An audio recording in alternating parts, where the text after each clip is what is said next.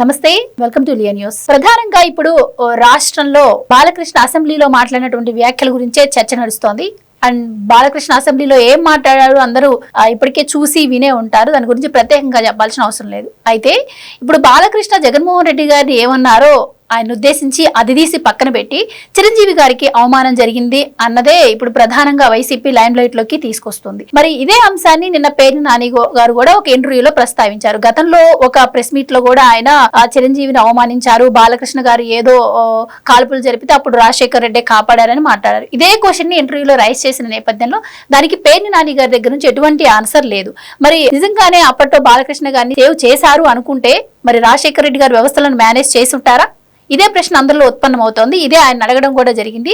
దీని దగ్గర ఆయనకి సమాధానం లేదు. సో అసలు ఓవరాల్ గా ఏం జరిగింది, మరి ప్రధానంగా జగన్మోహన్ రెడ్డి గారు అన్న తీసి పక్కన పెట్టి చిరంజీవి గారు అన్న మాటలనే ఫోకస్ చేయడం వెనక ఆంతర్యం ఏంటి, ఇవన్నీ తెలుసుకుందాం. మనతో పాటు ఉన్నారు సీనియర్ పొలిటికల్ అనలిస్ట్ అంకమరావు గారు. నమస్కారం అండి. నమస్తే అమ్మా. సార్, గత 2-3 రోజులుగా రాష్ట్రంలో బాగా చర్చనీయాంశం అవుతుంది అనేదానికంటే వైసీపీ చర్చనీయాంశం చేస్తుంది అన్నదైతే మనందరికీ అర్థమవుతోంది.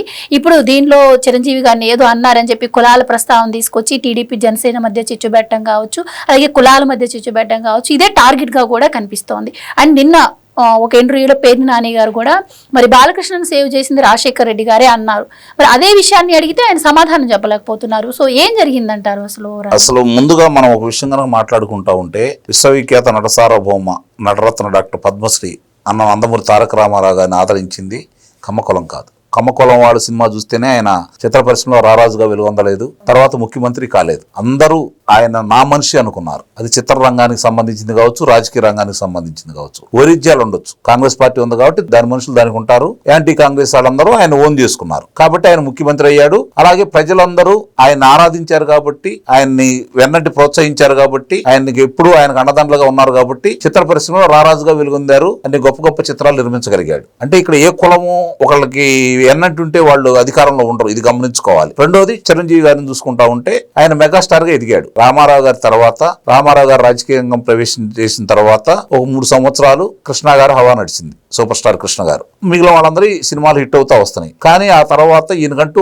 ప్రత్యేకంగా 86 నుంచి 87 నుంచి ఈయన మెగాస్టార్ గా ముందు రావడం కూడా జరిగింది. మరి ఒక కులం వాళ్ళు చూస్తే ఆయన మెగాస్టార్ అయ్యాడా? అందరూ ఆయన్ని ఆదరిస్తేనే కదా, అందరూ ఆయన్ని మా మనిషి అనుకుంటేనే కదా చూసింది. అందుట్లో అందరం చూసాం. ఆ వయసులో ఆయన యాక్షన్ చిత్రాలు కావచ్చు అందరం చూసాం, చూడలేదని చెప్పట్లేదు. ఎందుకు చూసాము? కులం పరంగా కాదు కదా. చిత్రాలు బాగుంటాయి, డాన్స్ బాగా చేస్తున్నాడు, ఫైట్స్ బాగా చేస్తున్నాడు, యువతకు నచ్చింది. ఆ రోజు మేమందరం కుర్రాళ్ళం కాబట్టి ఆ రోజు యువతకు నచ్చింది, చిత్రాలు చూసాం. దానికి ఒక కులమే చూడలేదు కదా అక్కడ. అంటే చిత్రాలు బాగుంటే అందరూ ఆదరించారు. కులం పరంగా చాలా మంది వచ్చారు, కానీ వాళ్ళందరూ ఎందుకు నిలదొక్కలేకపోతున్నారు? ఇక్కడ కులాలకు సంబంధం లేదు. వాళ్ళు పేరు ప్రఖ్యాతులు వచ్చిన తర్వాత ఆ కులం వాళ్ళు మా కులం అని చెప్పి ప్రచారం చేసుకుంటూ ఆపాదించుకుంటున్నారు కాబట్టి. రెండోది, రాజకీయ రంగంలో కూడా ఆయన వచ్చాడు కాబట్టి రాజకీయ రంగంలో కూడా ఈ కుల ప్రస్తావన ఆయన ఇబ్బంది పెట్టిందని అయితే నేను భావిస్తున్నాను. నిస్సందేహంగా చెబుతున్నాను. చిరంజీవి గారికి నాకు తెలిసినంత వరకు చిత్ర పరిశ్రమకు సంబంధించి వివాదాలకి దూరంగా ఉంటాడు. వెంటనే స్పందించడు. ఎవరన్నా ఏమన్నా అన్నా కూడా పరుషంగా మాట్లాడ్డా ఆయన. సార్, మీరు ఇట్లా మాట్లాడుతుంటే అంటే మీరు రాజకీయాలతో పాటు మీరు ఒక ప్రొడ్యూసర్ కూడా,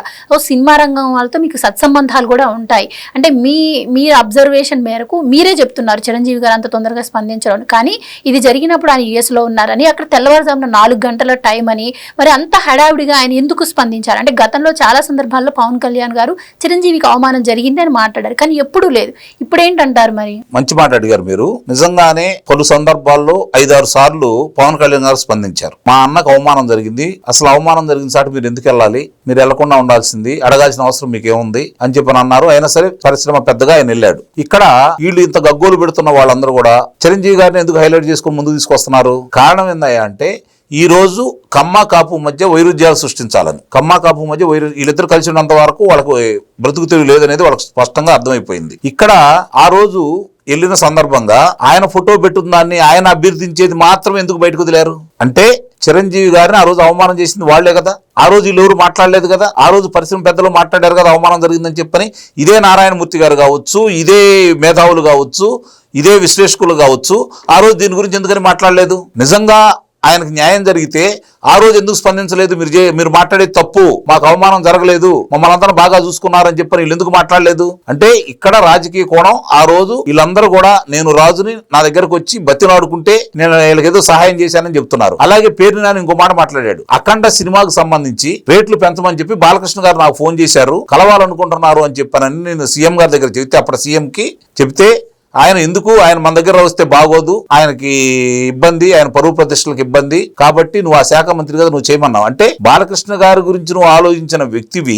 చిరంజీవి గారు ఆయన కంటే మరి ఇప్పుడు ఆయన ఏ స్థాయిలో ఉన్నాడు, వాళ్ళిద్దరూ నువ్వానే అన్నట్టు వ్యవహరించారు. ఈయన మెగాస్టార్ గా వెలుగొందాడు, శాఖోపశాఖలుగా వాళ్ళ కుటుంబ సభ్యులు ఈ రోజు అందరూ వచ్చి ఆయన పేరుతోటి వీళ్ళందరూ వచ్చారు. వాడు కూడా హీరోలుగా రాణిస్తున్నారు. పవన్ కళ్యాణ్ గారు తనకి వ్యక్తిత్వం తోటి, తనకున్న నటనతో ప్రత్యేకమైన బాణి ఏర్పాటు చేసుకొని తనకంటూ ప్రత్యేక ఫాలోయింగ్ తెచ్చుకున్నారు. అయినా చిరంజీవి తమ్ముడుగానే కదా ఆయన వచ్చింది.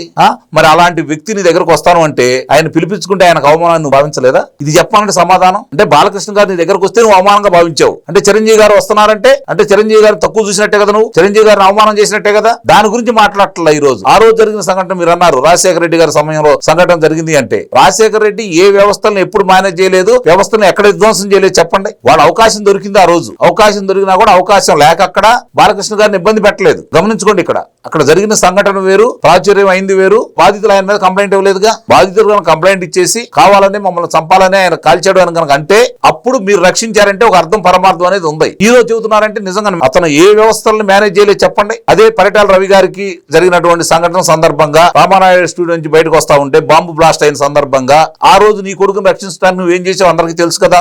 ఇదే మాట కిరణ్ కుమార్ రెడ్డి చెప్పాడుగా, ఇదే కిరణ్ కుమార్ రెడ్డి గారు కూడా చెప్పారు కదా. అంటే ఇక్కడ గమనించుకోవాల్సిన అంశం ఏంటంటే అధికారంలో ఉన్న వాళ్ళు వాళ్ళకు సంబంధించిన వాళ్ళని రక్షించుకోవడానికి ఆ కాంగ్రెస్ ప్రభుత్వం, కాంగ్రెస్ పెద్దలు, ఆ కాంగ్రెస్ తానులోంచి వచ్చిన వీళ్ళు ఇంతకంటే గొప్పగా ఉంటారని ఎట్లా భావిస్తాం మనం? అంటే బాలకృష్ణ గారు ఏదో నిజంగానే చేసేసారని ఆయన వచ్చి నన్ను సేవ్ చేయండి అని చెప్పి రాజశేఖర్ రెడ్డి గారిని అడిగితే ఈయన సహృదయంతో, మానవతా హృదయంతో అప్పుడు ఆయన కాపాడారు అన్నట్టు పెన్నాలి గారు అన్న ఒక మాట. ఆయన లేడు, ఆయన పైకి వెళ్ళిపోయాడు, వీళ్ళు ఏం మాట్లాడినా సరిపోయిద్ది. అంతకంటే ఏముంటది ఇక్కడ ప్రత్యేకంగా ఏముంటది? అంటే లేని వ్యక్తులు వ్యవస్థలో మేనేజ్ చేశారు అని అడగడం కూడా కరెక్ట్ కాదు అన్నట్టు అంటున్నారు ఆయన. ఇప్పుడు అదే నేను అంటుంది, మరి అతను ఎందుకు తీసుకొచ్చారు వీళ్ళు? రాజశేఖర రెడ్డిని ఎందుకు తీసుకొచ్చారు ఇక్కడ? అంటే అతను ఏదో గొప్ప నేత, మేము ఏదో చేసామని చెప్పుకోవడానికే? ఆ వారసుడుగా మీరు వచ్చారు, రాజశేఖర రెడ్డి బొమ్మ పెట్టుకొని మీరు వచ్చారు, మిమ్మల్ని ఆదరించారు. నువ్వు ఏమాత్రం త్యాగదనుడు అని రైతుల కోసం పోరాటం చేశావా? ఇరిగేషన్ ప్రాజెక్టుల కోసం పోరాటం చేశావా? ప్రత్యేక హోదా కోసం పోరాటం చేశావా? అది ఉద్యోగస్తుల కోసం పోరాటం చేశావా? సంపూర్ణ మద్యపాన నిషేధం చేస్తానని చెప్పి దాని మీద ఏమైనా పోరాటం చేశావా? ఏదీ లేదు. రాజశేఖర రెడ్డి కొడుకుగా నిన్ను ఆదరించారు, రాజశేఖర రెడ్డి లాగా ఏదో చేస్తాడని భావించారు. కానీ నువ్వు అధికారంలోకి వచ్చిన తర్వాత నువ్వు చేసే వికృత చేష్టలకి, నువ్వు చేసినటువంటి దోపిడీలకి, దుర్మార్గాలకి, నువ్వు చేసినటువంటి దౌర్జన్యాలకి ప్రజలందరికీ అర్థమైపోయిన తర్వాత నిన్ను 11 స్థానాలకు పరిమితం చేశారు. 151 స్థానాలు వచ్చిన వాళ్ళకి 11 స్థానాలకు పరిమితం చేశారు. అంటే ఇంతకంటే అవమానం ఏమైనా ఉంటుందా? ఇంతకంటే పోరాది ఘోరమైన పరాభం ఏమైనా ఉంటుందా? దాని గురించి తప్పించుకోవడానికి మళ్ళీ ఈ రోజు రాజశేఖర రెడ్డి బొమ్మ కావాల్సి వచ్చింది నీకు. మళ్ళీ మధ్యలో మీ నాయన బొమ్మలు తీసేసావు. నువ్వు స్వతంత్రంగా రావాలనుకున్నావు. నీ పరిధి ఏంటో, నీ మనస్తత్వం ఏంటో అందరికి అర్థమైపోయింది కాబట్టి ఇప్పుడు దూరంగా కూర్చోబెట్టావు. ఇప్పుడు నీ పేరు చెప్పినా కూడా జనం ఓట్లేసే పరిస్థితి కానీ ముందుకు వచ్చే పరిస్థితి లేదు. కాబట్టి నిన్ను సైకో అన్నా కూడా దాని గురించి పట్టించుకోకుండా చిరంజీవి గారి గురించి ఏదో చేశాడని చెప్పని కళ్ళబల్లి కబుర్లు చెబుతూ ముందుకు వస్తున్నారు. అంత తప్ప వేరే ఉంది ఇక్కడ.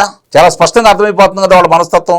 అసలు అయినా వాళ్ళ గురించి పట్టించుకునేవాడు ఎవరున్నారు ఈ రోజు ఆంధ్ర రాష్ట్రంలో? పట్టించుకుంటే వాళ్ళు ప్రజా ఉద్యమాలు చేసేవాళ్ళు, ప్రజలతో ఉండేవాళ్ళు. జగన్మోహన్ రెడ్డి కూడా ఇక్కడే ఉండి ప్రజలతో పాటు బజార్కి వచ్చి కూర్చునేవాడు. ఎందుకు పారిపోతున్నాడు? శ్రేణులకు పిలిపించేసి ఎందుకు బెంగళూరు వెళ్ళిపోతున్నాడు? ఏ ఉద్యమంలో ఎందుకు రాలేదు బయటికి? విద్యార్థుల గురించి అడిగాడు, రైతుల గురించి అడిగాడు, కానీ ఎందుకు రాలేదు బయటికి? యూరియా గురించి మాట్లాడాడు, ఎందుకు రాలేదు బయటికి? వాళ్ళతో పాటు ఎందుకు కూర్చొని చేయలేదు? అంటే అతని సత్తా ఏంటో, ప్రజలు ఇప్పుడు అతనికి ఉన్నటువంటి ఆదరణ ఏంటో అతనికి అర్థమైపోయింది. కాకపోతే ఏంటంటే మాకు 39% ఓట్లు వచ్చినాయి అంటే సాంప్రదాయ ఓట్లవి, తెలుగుదేశం పార్టీ వ్యతిరేక ఓట్లవి. ఆ రోజు నువ్వే ప్రత్యామ్నాయంలో ఉన్నావు కాబట్టి ఆ మాత్రం ఓట్లు వచ్చినాయి. ఈ రోజు పరిస్థితి నీకు అర్థమైంది, ప్రజలు తిరగబడ్డారు కాబట్టి సాంప్రదాయ ఓట్లు ఎటెల్లాలా ఢిల్లిపోతాయి. ఆ రోజు రాజశేఖర రెడ్డి కొడుకు గారి దగ్గరకు వచ్చిన నాయకులు ఎటెల్లాలా ఢిల్లిపోతారు. నీకు దిక్కు మొక్కు లేదు కాబట్టి మళ్ళీ ఇప్పుడు చిరంజీవి గారి బతిలాడుకున్నావో, కాళ్ళు పట్టుకున్నావో, నువ్వు ఏం చేసుకున్నారో మీ పార్టీ వాళ్ళందరూ ఆయన చేత స్టేట్మెంట్ ఇప్పించుకున్నారు. ఈ రోజు ముందుకెళ్తున్నారని అయితే నేను అంటున్నాను. కాదని చెప్పగలరా వీళ్ళు? మీరు అన్నట్టు ఏ గుంజానా ఆయనకి చెప్పారా? ఆయన ఏం చెప్పాడు, వీళ్ళు ఏ రాశారో త్వరలో అవి కూడా బయటకు వస్తాయి. ఆయన సంస్థలతో రాసింది కాదు కదా. ఆయన కనుక ఏదైనా అయితే చెప్పాలనుకుంటే ట్విట్టర్ లో చెప్పుండేవాడు.